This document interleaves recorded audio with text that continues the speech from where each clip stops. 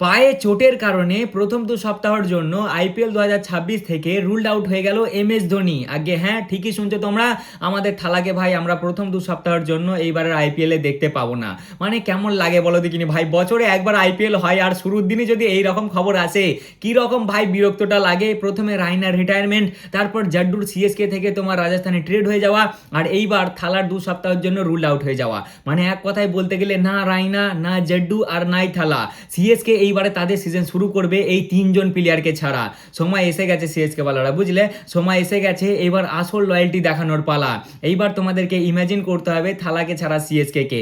হ্যাঁ জানি আমার কথাগুলো শুনতে একটু খারাপ লাগতে পারে বা একটু রাগও হতে পারে, বাট এটাই বাস্তব ভাই। আমি চাই না যে থালা রিটায়ারমেন্ট নিয়ে নিক, বাট তার বডি আর মনে হচ্ছে সাথ দেবে না। হ্যাঁ এই সিজনটা সে খেলবে, বাট এর পরের সিজনে আর হবে বলে মনে হচ্ছে না, কারণ দিন দিন বয়সটা বাড়ছে। তাই এবার সময় এসে গেছে ভাই, তোমাদেরকে ইমাজিন করতে হবে থালাকে ছাড়া সিএসকে কে, আর সেই সিএসকে এর পাশে তোমাদেরকে দাঁড়াতে হবে। কি সিএসকে বলারা, থালা চলে গেলেও তোমরা থাকবে তো সিএসকে এর পাশে।